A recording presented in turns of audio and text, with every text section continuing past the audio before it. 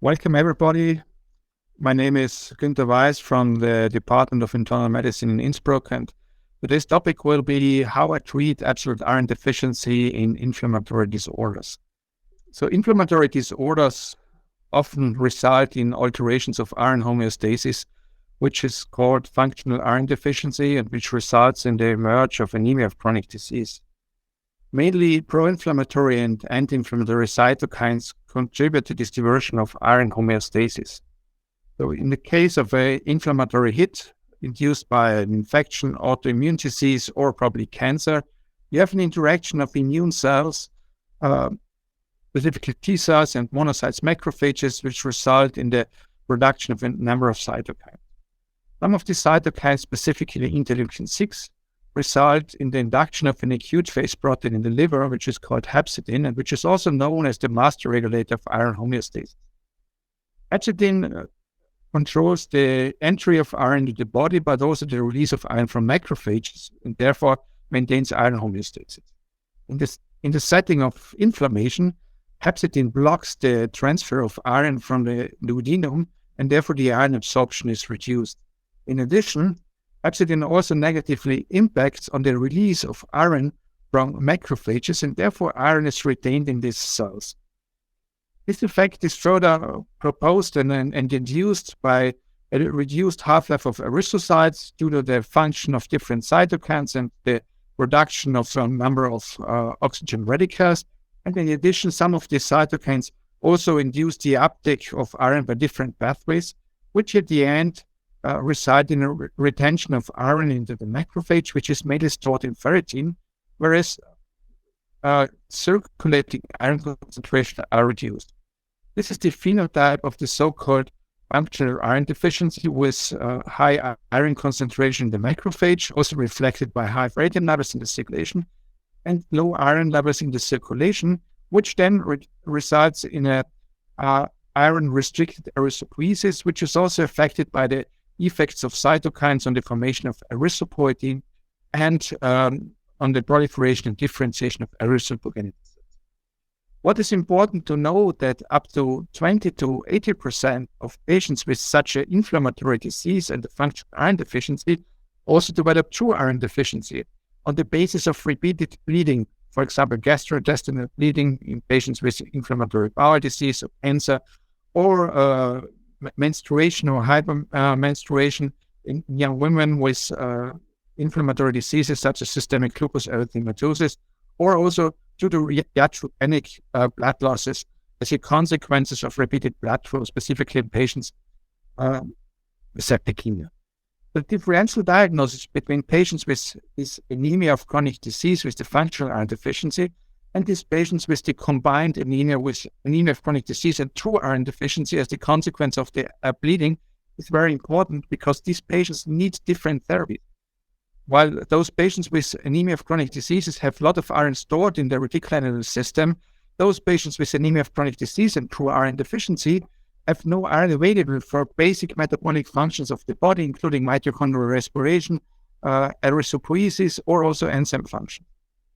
So how can we achieve this differentiation, and how can we use laboratory markers to give us a hint whether or not these patients have anemia of chronic disease or anemia of chronic disease plus iron deficiency? But the bad news is there's no single laboratory parameter which gives us a really good insight into this. So we have to use a combination of those. So first of all these patients have inflammation, so they have increased inflammatory marker. Secondly, what helps is the iron status. And specifically, ferritin might be of some help, although one has to admit that in the setting of inflammation, ferritin is not a direct reflection of the storage of iron, because ferritin is also acute phase protein, which is induced by numerous cytokines. Nonetheless, in patients with anemia of chronic disease, ferritin levels are increased or normally above a threshold level of 100 milligram per liter, probably a little bit higher. In contrast, and this is probably the better cutoff in patients with anemia of chronic disease and true iron deficiency, the ferritin level is below 100 milligram per liter. In addition, there was the reduction of other parameters such as the soluble transferrin receptor or the ratio of the soluble transferrin receptor with the log of ferritin, which gives you an idea of the needs of iron for the bone marrow. If this ratio is low, then ACD is very likely. On the other hand, if this is above 2, then it's very likely that you have anemia of chronic disease and iron deficiency.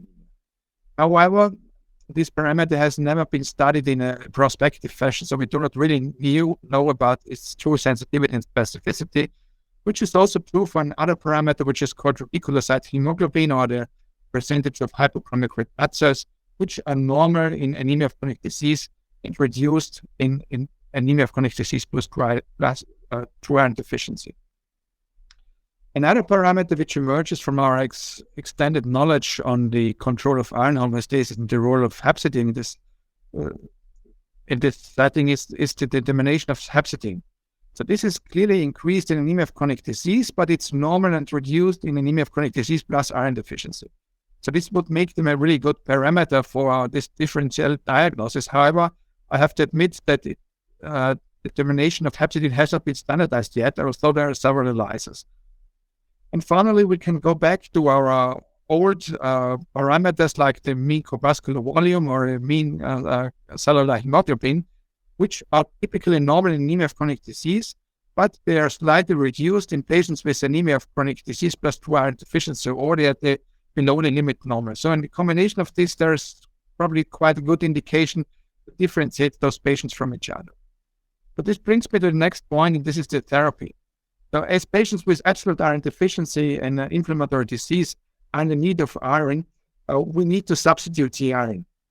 So there are two routes of iron administration or iron supplementation. One is the oral iron supplementation via oral iron intake, which is then taken up from the intestinal lumen into the duodenum, transferred by the enterocyte into the circulation, and then used where it is needed, specifically in the bone marrow. On the other hand, we have the intravenous iron infusion, and this iron then is primarily taken up by macrophages, where it is degraded as those iron complexes are carbohydrate shells, and these carbohydrate shells prevent the release of iron into the circulation. And these carbohydrate shells are then degraded, iron is released, and is then pumped via ferroportin into the circulation, where it is bound by transferrin and transported to the organs where the iron is needed.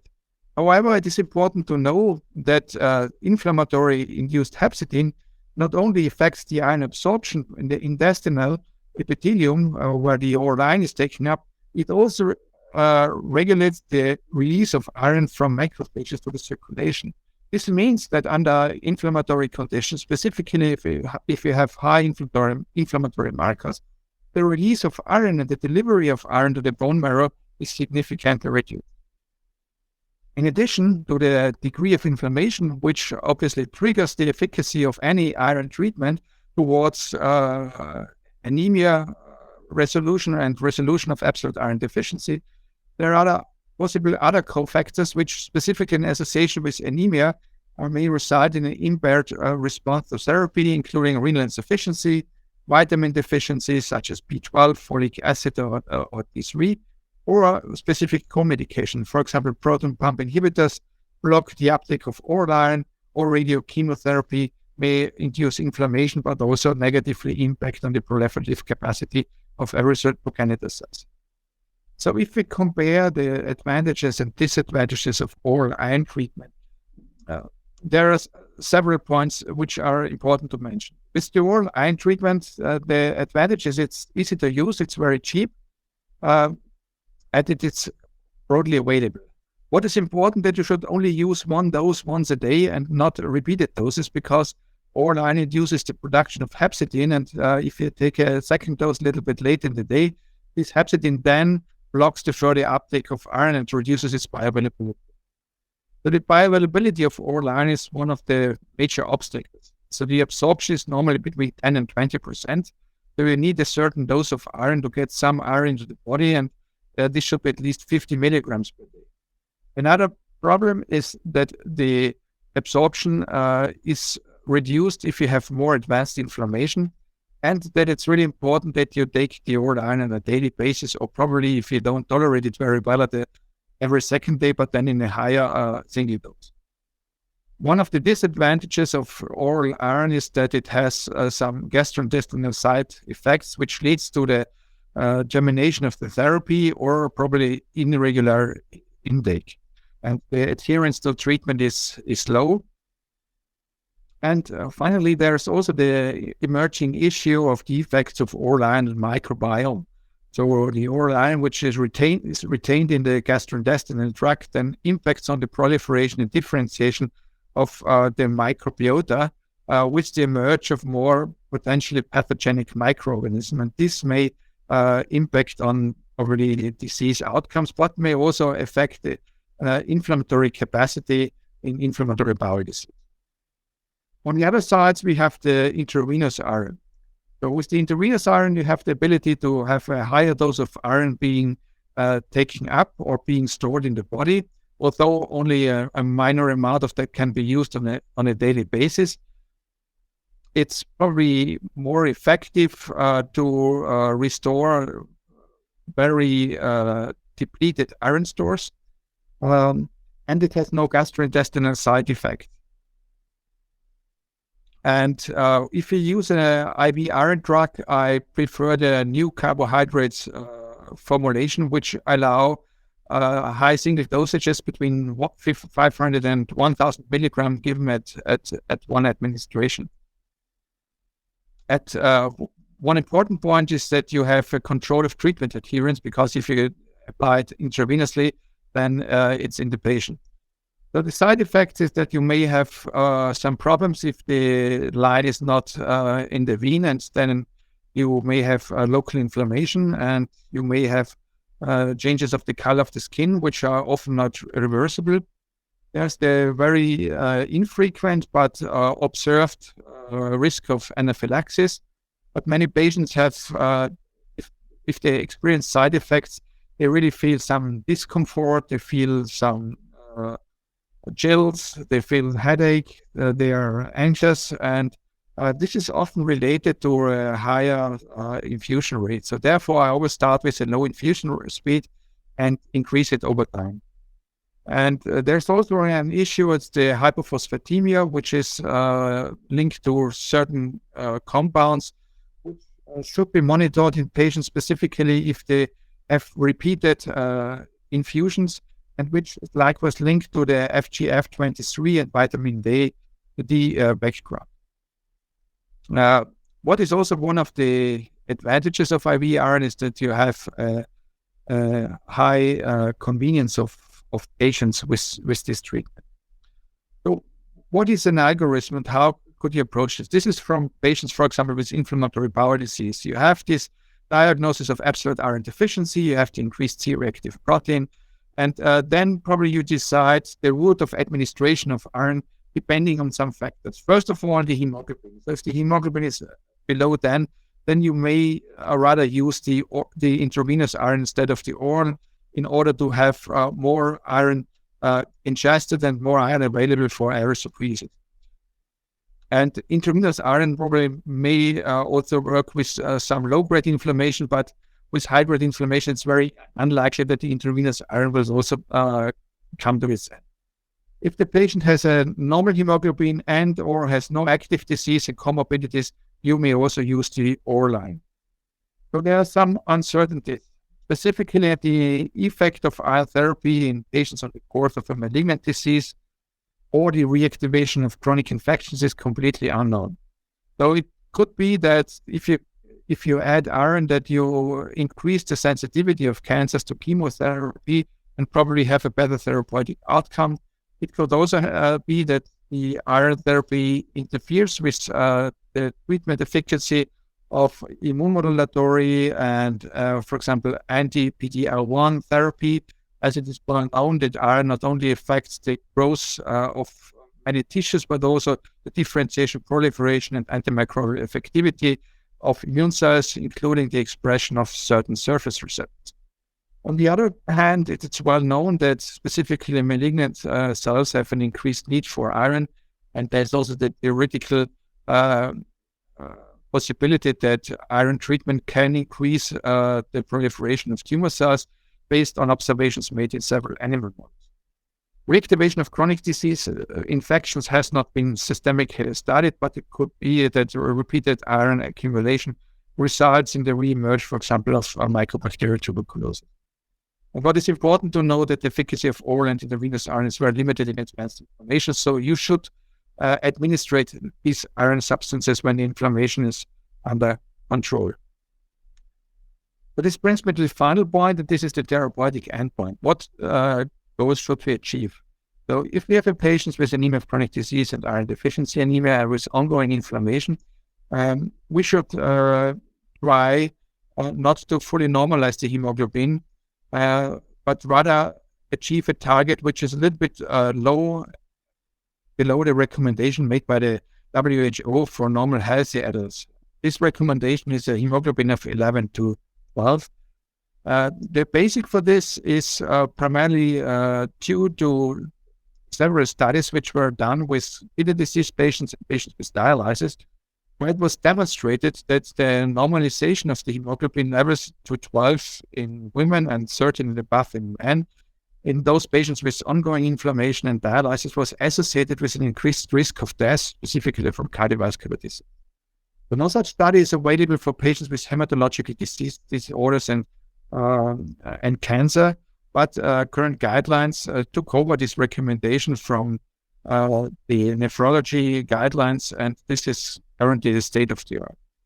However, if the patient is in steady state, if it's in full remission and has no signs of inflammation, then you should really try to achieve the normal hemoglobin levels, which is 12 or more for women and 13 or more for men. How can I monitor whether or not my patients respond to this therapy? First of all, it's the increase in hemoglobin by at least 1 gram per deciliter after 2 weeks, maximum of 4 weeks. But the monitoring of ferritin may not be a very good parameter because ferritin rapidly increases with intravenous iron, but it does not increase with oral iron supplementation because the low amount of iron which is taken in by oral iron supplementation on a daily basis is immediately used for erythropoiesis. So the hemoglobin should be the primary target. In the long term, it is important to monitor also the ferritin to have an idea whether or not you need to supplement additional iron for this patient, or when to monitor this patient once again how to control the iron status. What is also important that we really do not know what is the effect of the treatment of iron deficiency, true iron deficiency and anemia correction in these patients and in respect to the outcome of the underlying disease. What is well known that there's a benefit on the quality of life of patients, and therefore we have also to trigger whether or not we give it to patients with a good expectancy, but the risk of metastasis, or if we give it only in a palliative setting. So we are really in the need for prospective studies to get more knowledge on that. Finally, I would also like to point out that absolute true iron deficiency without anemia also negatively impacts on the quality of life of patients' capacity. Iron interferes with mitochondrial function, hormone synthesis, and cardiovascular performance. Therefore, true iron deficiency, even without anemia, should also be diagnostically worked up and properly treated.